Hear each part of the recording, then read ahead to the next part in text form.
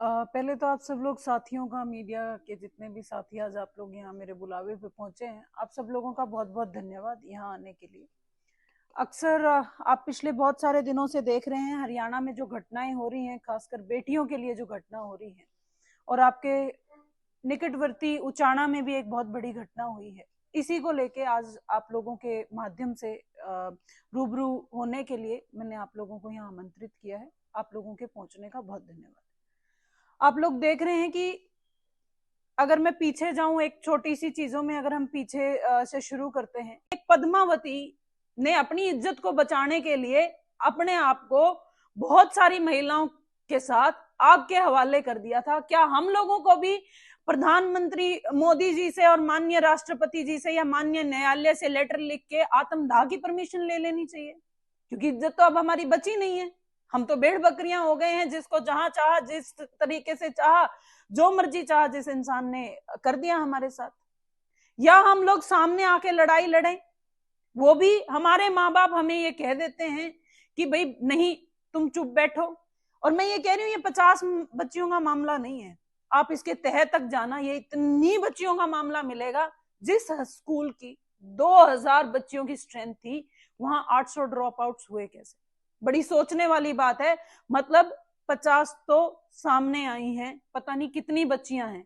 क्योंकि हमारे बड़े बुजुर्ग हमें ये बात कह के चुप करा देते हैं, बेटे चुप हो जा, अगर रिश्ता नहीं होगा, अगर शादी नहीं होगी कहीं पे, तो हम कब तक इस शादी के डर से कि हमारी कहीं और शादी नहीं होगी, कब तक इस डर से यहाँ पे चुपचाप बैठे रहें और ऐसे हैवानों का शिकार होते रहें? कहने को तो ये कहा जाता है कि शिकायत पेटी रखी हुई है, कमेटी बनाई हुई है। मुझे एक स्कूल गिनवा दीजिए या एक महकमा गिनवा दीजिए जहां महिलाओं के लिए जो ये शिकायत पेटियां हैं, ये जो रखी गई हैं, ये कहीं पे भी एक्टिव हो। इतने 4800 के आसपास स्कूल बंद हो चुके हैं, और जो स्कूल बचे हुए हैं उनको भी सरकार पूरी तरह से बंद करने की प्रयास कर रही है। मैं सरकार से हाथ जोड़ के विनती करती हूँ, ऐसे प्रयास ना करे सरकार। हमें वैसे ही आप बता दो कि कहां से जहर उठाना है, हम उठा के वैसे ही खा लेंगे, वैसे ही मर जाएंगे। हमें भेड़ बकरियां मत बनाओ। हम उस जमाने में पीछे चले गए जहां हमने पर्दा प्रथा को शुरू किया था, अपनी इज्जत को बचाने के लिए हमने घूंघट निकालने शुरू करे थे। आज हम उसी जमाने में वापस जा रहे हैं। वहां कुछ और लोगों ने, जिनको हमारी जो ये बीजेपी की सरकार है, हमारे जो ये माननीय मुख्यमंत्री हैं, या माननीय बाकी सेंटर की सरकार है, धर्म के नाम पे ये बता देती है कि उन्होंने हमारे साथ बुरा किया। मैं इस सरकार से पूछना चाहती हूँ, ये तो सनातनियों की सरकार है, ये तो वो सरकार है जिस धर्म से हम सब लोग आते हैं, तो हमारी सेफ्टी क्यों नहीं है? या महिलाओं का कोई धर्म नहीं है? महिलाओं का धर्म ये रह गया है, या बेटियों का धर्म ये रह गया है कि हम भेड़ बकरियां हैं? या हमारे से हम पैदा हों और हम मर जाएं, उसके बीच में हमारी सुध लेने वाला कोई नहीं है? हमें पैदा करने वाला, और बहुत सारी तो हमसे में से पैदा भी नहीं हो पाती। मैं तो वो सही में फिर ये जो फासला है हरियाणा में, जो बेटे और बेटी का जो ये रेशो इतना कम है, जो इतना बड़ा फासला है, मैं तो उन माँ बाप को समझदार मानती हूँ जो अपनी बेटी को पैदा होने से पहले ही मार देते हैं। क्योंकि पैदा होके करें क्या हम ये सारी चीजें? भाई, स्कूल में हम सेफ नहीं है, कॉलेज में हम सेफ नहीं है, बसों में हम सेफ नहीं है, महकमों में हम सेफ नहीं है, पुलिस महकमे में ही महिलाएं सेफ नहीं है, और तो कहां जाएंगे हम लोग? कॉर्पोरेट में नौकरियां करने जाते हैं, हम सेफ नहीं है। राजनीति करने जाते हैं, हम सेफ नहीं है। खेलने जाते हैं, हम सेफ नहीं है। कहां जाएं? अरे घर में बैठे तो हम सेफ नहीं है, हमारे घर में घुस घुस के हमें गैंग रेप किया जाता है। तो ये सरकार किस चीज के लिए है? तो मैं तो आप लोगों के माध्यम से, आप लोगों से सबसे पहले हाथ जोड़ के विनती करना चाहूंगी, आप लोगों ने जो काम किया है बहुत सराहनीय कदम है। कृपया इस चीज को दबने ना दें, आप लोग इसे आगे उठाइए। और सबसे बड़ी बात तो मैं सारी महिलाओं से एक आह्वान करना चाहूंगी, सारी बेटियों से आह्वान करना चाहूंगी, बहन मंडासा मार लो, ई बाप ने बचाने वाले कोई बचे नहीं है। अपनी सुरक्षा अपने आप सुनिश्चित करनी पड़ेगी, अपना आंदोलन अपने आप लड़ना पड़ेगा। और अगर सरकार में कहीं भी थोड़ी बहुत संवेदनशीलता बाकी है, या हमें अभी भी इंसान के तौर पे अगर हमें ट्रीट किया जाता है, तो कृपया इस चीज को सीबीआई को सौंपा जाए, इस जांच को सीबीआई को सौंपा जाए। क्योंकि यहां तो कुछ नहीं होने वाला है, ना यहाँ संदीप सिंह का कुछ हुआ, ना ब्रजभूषण शरण का कुछ हुआ, और इस प्रिंसिपल का भी कुछ हो जाए तो आप लोग भी यही हैं और मैं भी यही हूं। कुछ नहीं होने वाला इसके साथ भी। ये बेटियां उसी तरीके से, हम लोग कहते हैं ना 2-1 साल में 3-1 साल में ऐसी घटनाएं हो जाती हैं, ऐसे सोच के हम ये घटना को भी भूल जाएंगे, फिर एक और घटना याद आएगी हमें, फिर हम सोचेंगे एक घटना तो वहां पे भी हुई थी, जींद में भी ऐसी, उचाना में भी हुई थी। और सबसे बड़ी बात, हमें इस बात को, लड़ाई को लड़ना पड़ेगा, क्योंकि मुझे लगता है राजनीतिक लोगों के तो जमीर वैसे ही खत्म हो चुके हैं। आज तक कोई भी नहीं बोला इस मामले पर, आज तक कोई भी नहीं बोला। मुझे लगता है उनको तो ये हम लोग भेड़ बकरियां वैसे ही नजर आते हैं। और आप लोगों का कि आप लोग इस लड़ाई को कृपया आप लोग लड़ें, प्रेस के साथी जो अब लोग लड़ रहे हैं आगे भी लड़े। वही पानीपत, जिस पानीपत में हमारे माननीय प्रधानमंत्री मोदी जी ने एक नारा दिया था, बेटी को बचाओ और बेटी को पढ़ाओ, उसी पानीपत में घर में घुस के 3 बच्चियों के साथ एक गैंग रेप हुआ है। क्या इस तरीके की घटना हर रोज हमारे सामने आती रहेंगी? आप अभी देखिए उचाना में एक प्रिंसिपल हम किसे मानते हैं? एक शिक्षा का मंदिर, उस मंदिर का भगवान या उसका हेड देवता जिसको हम कह सकते हैं, एक प्रिंसिपल इस तरीके की घिनौनी हरकतें करता है, इंसानियत को शर्मसार करने वाली हरकतें करता है। और हैरानी करने वाली बात यह है कि ये हल्का हमारे उप मुख्यमंत्री साहब का हल्का है उचाना। आज तक उनकी तरफ से कोई स्टेटमेंट नहीं आई, आज तक खट्टर साहब ने कोई बात नहीं बोली, लेकिन वो बोलेंगे भी किस मुंह से? क्योंकि उन्होंने ही तो ये बात का एग्जाम्पल सेट किया है कि तुम जो मर्जी करो, खासकर बेटियों को तुम जानवरों की तरह ट्रीट करो, तुम जानवरों जैसा बेटियों के साथ बर्ताव करो, मैं बैठा हूं, मैं बचा लूंगा। अगर मैं एक संदीप सिंह को, एक छेड़छाड़ मंत्री को बचा सकता हूं, तो मैं किसी को भी बचा लूंगा। हम माननीय मुख्यमंत्री साहब से एक मैसेज चाहते थे कि हम बेटियों, जिस बेटी के ऊपर उन्होंने सत्ता पाई, जिन बेटियों से वोट पाकर उन्होंने सत्ता पाई, महिलाओं से वोट पाकर सत्ता पाई, हम चाह रहे थे कि हमें बचाया जाएगा, हमारी सुरक्षा को सुनिश्चित किया जाएगा, हमें पढ़ाया जाएगा। लेकिन ना तो हमें पढ़ाया गया, ना ही हमें बचाया गया। बचाया किन्हें जाता है? उन हैवानों को बचाया जाता है जो हमारे साथ इस तरीके की हरकतें करते हैं। 31 अगस्त को आपके ही निकटवर्ती उचाना में 15 बेटियों ने उनके स्कूल के प्रिंसिपल के खिलाफ एक लेटर लिखा, प्रधानमंत्री, राष्ट्रपति, महिला आयोग, और उस पे वो लेटर उनके पास, महिला आयोग के पास, मेरी नॉलेज के अकॉर्डिंग 13 सितंबर को पहुंचता है। 14 सितंबर को महिला आयोग उस लेटर को भेज देता है, जो भी कंसर्न महकमे थे, जैसे कि पुलिस महकमा, उनका एजुकेशन महकमा, इस तरीके के सारे महकमों में भेज देता है। और इंटरनल एक कार्रवाई शुरू होती है, और वो कार्रवाई 1.5 महीने तक चलती है।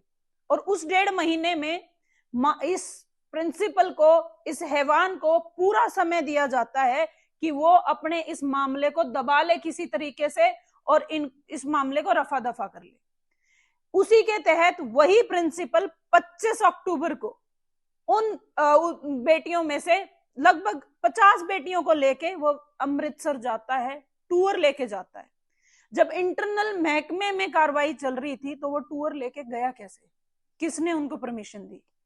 और बाकी स्टाफ गया कैसे उनके साथ बिना परमिशन के? क्या एक प्रिंसिपल इतनी बड़ी तोप हो गया कि उसका जो मन हो गया वो कर लिया? 50-50 बेटियों को वो बिना किसी परमिशन के, लड़कियों को लेके वो टूर पे गया कैसे? और 3-3 दिन तक उनको वहां पे रखता है, जिसके ऊपर ऑलरेडी ऐसी कार्रवाई चल रही है, ऐसी एक छानबीन चल रही है। वो किस तरीके से उन बेटियों को लेके चला गया? जब सरकार को यह सुनिश्चित हो गया, महकमे को यह पता चल गया कि ये बेटियां अब कन्विंस नहीं हो रही हैं, चाहे इनको अमृतसर लेके कन्विंस किया जाए, इनके ऊपर जो भी प्रेशर बनाया जाए, आखिरी में 1.5 महीने बाद पुलिस FIR दर्ज करती है। क्या ये बहुत बड़ा सवाल या निशान नहीं है? आप लोगों ने देखा है, मैं तो धन्यवाद करूंगी मीडिया के साथियों का कि ये मामला नहीं तो दब जाता पूरी तरह अगर आप लोग सामने ना आते। आप लोगों को धन्यवाद है, आप लोगों को साधुवाद है कि आप लोग सामने आए, और सही में जो चौथा स्तंभ हम आप लोगों को समझते हैं या बोलते हैं, आप लोगों ने उसे निभाया, इस मामले को सामने लाया। जब 27 अक्टूबर को ये तय हो गया, ये समझ में आ गई सरकार को कि ये मामला अब दबने वाला है नहीं, ये इतनी तूल पकड़ चुका है, इतना इस मामले में सारी चीजें, प्रेशर आ चुका है, लोगों का प्रेशर आ चुका है, तो एफआईआर रजिस्टर करी गई। अभी तक भी क्या कार्रवाई हुई है? पोस्को एक्ट के अंडर ये मामला, ये एफआईआर हुई है, लेकिन अभी तक हुआ क्या है? अभी भी उसे पूरा क्या बोलते हैं, दबाने की कोशिश की जा रही है। कुछ सूत्रों के माध्यम से मुझे तो ये भी पता चला है कि पुलिस ने दोबारा से ये बोला है कि दोबारा से जांच करो, दोबारा से पूछो। जब 164 के इतनी बच्चियों के बयान हो चुके हैं, जज के सामने बयान हो चुके हैं, तब भी पुलिस महकमा अपनी उस बात से सेटिस्फाइड नहीं है। आप लोगों के माध्यम से ही मुझे पता चला है कि कुछ बच्चियां सुसाइड तक कर चुकी हैं।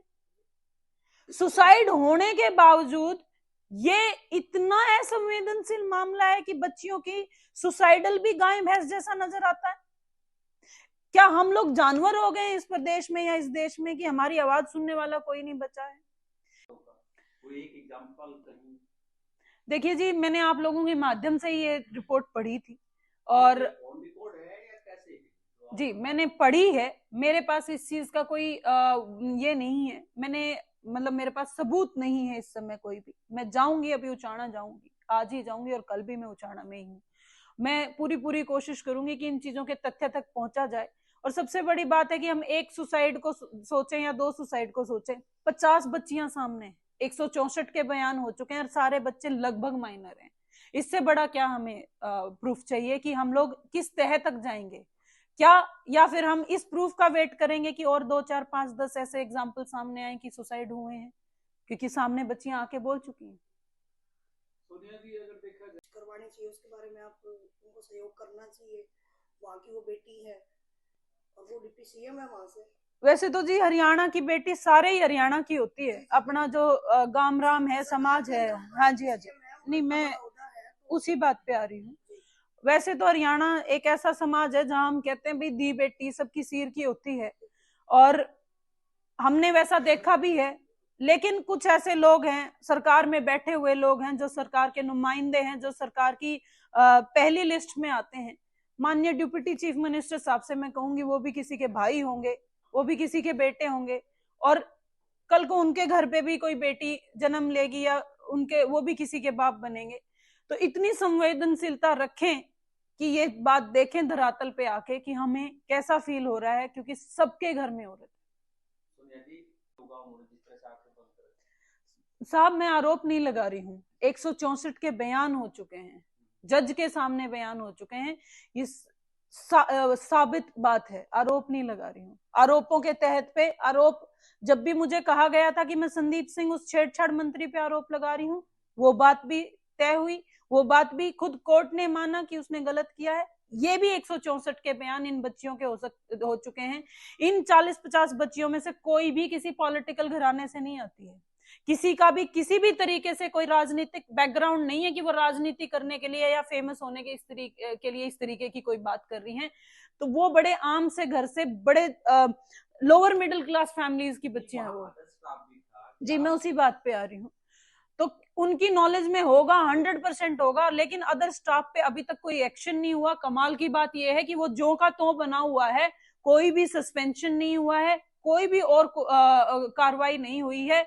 बात इस समय इस नाकाम सरकार की है, जो डबल टायर सरकार स्टेट में चल रही है। महिलाओं को इन्होंने भेड़ बकरी से ज्यादा, या एक ऑब्जेक्ट, एक चीज जो सांस लेता है, उससे ज्यादा कोई नहीं है। हम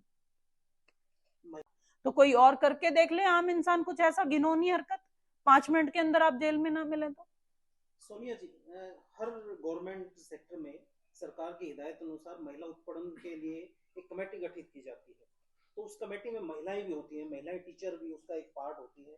क्या कहीं आपको लगता नहीं कि महिलाओं में भी संवेदनशीलता खत्म होती जा रही है? यदि वो उस मामले को उसी लेवल पे ट्रीट करते, उसकी कहीं उनका सोल्यूशन करते, तो निश्चित तौर पे ये इतना बड़ा मामला नहीं होता। क्या जी, आप बिल्कुल सही बात बोल रहे हैं। अक्सर पड़ोसी की आग हमें आग नजर नहीं आती है जब तक वो हमारे घर में नहीं लगती है।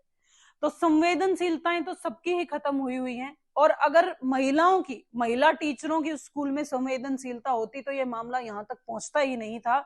उन्होंने ये समझ के इग्नोर किया, हमें क्या, ये किसी और की बेटियां हैं। लेकिन बेटी तो सबकी बेटी होती है, और अक्सर आग अपने घर में भी पड़ोस से लगती है। जिन बड़े बड़े स्कूलों में इन टीचर्स की बेटियां पढ़ती हैं, जो ये महिला टीचर या बाकी टीचर हैं, आपको क्या लगता है वो सुरक्षित है वहां पे? और शिकायत पेटी या जो भी कमेटी गठन हुई है, किस महकमे में एक्टिव है? किसी भी महकमे में कोई भी जो ये कमेटी बनी है, मुझे एक महकमा गिना दो जहां ये एक्टिव हो कहीं पे। जब मुख्यमंत्री खट्टर साहब एक ऐसे आदमी को बचाने में लगे हुए हैं जिसके ऊपर सही में इल्जाम साबित हो चुके हैं, तो आपको क्या लगता है कि ऐसी कोई कमेटी का कोई रेलेवेंस या अस्तित्व बाकी होगा प्रदेश में? अगर मैं एक एफआईआर में महिला आयोग की चेयरमैन होती तो मैं सिर्फ इसको रेफर करने तक चुप्पी ना खींचती, मैं इस मामले की तह तक जाके मैं सुनिश्चित करती कि उन बेटियों को न्याय मिला है, क्योंकि ये बहुत पता नहीं किन अनगिनत दर्दों से ये बेटियां गुजरी होंगी। आप सोच के देखिए कि हमारी बेटी के साथ, मेरे घर में अगर मेरी बेटी के साथ ऐसा हो तो मैं उस आदमी को बीच में से चीर दूं, फाड़ दूं, ऐसा मन करता है। तो क्या किस हद तक गई होंगी? क्या मेरा एक कंप्लेंट को साइन करके एक डिपार्टमेंट को रेफर कर देना ही मेरा काम नहीं है? उस मामले को सॉल्व करना मेरा काम है। इसीलिए किसी को उस पोस्ट पे बिठाया जाता है। पूरी तरह से नाकाम साबित हुई है महिला आयोग की जो ये चेयरमैन है, पहुंचा है। और जो इसमें सामाजिक संगठन और जो खापे इस लड़ाई को उठा रही हैं, मैं धन्यवाद देती हूं कि ये वही खापे हैं जिनको सरकारें बदनाम करती हैं ऑनर किलिंग करने के लिए। ये वही खापे हैं जो आज हम बेटियों की सुरक्षा के लिए, आज हमारी सेफ्टी के लिए सामने आ रही हैं। और मैं एक बेटी होने के नाते से, क्योंकि मैं इसी सिस्टम से आती हूँ, इसी हरियाणा से आती हूँ, यहीं पढ़ लिख के गई हूँ, आप अगर इसके तह में जाएंगे, हर स्कूल में ऐसे मामले मिलेंगे। सबसे बड़ी बात, गर्ल्स स्कूल में मेल प्रिंसिपल था ही क्यों भाई? ऐसे अनगिनत तो स्कूल हैं और 6 साल से मेल प्रिंसिपल है वहां पे भी। एक क्या 6 साल में उसने 50 बेटियों पे ही बस करी होगी? कितनी सैकड़ों बेटियां होंगी, क्योंकि वो तो हवस का पुजारी हो चुका है, उसे तो हर रोज एक नई लड़की पे उसकी नजर होती थी। तो वो किस हद तक जाके रुका होगा, हमारे सोचने वाली बात है।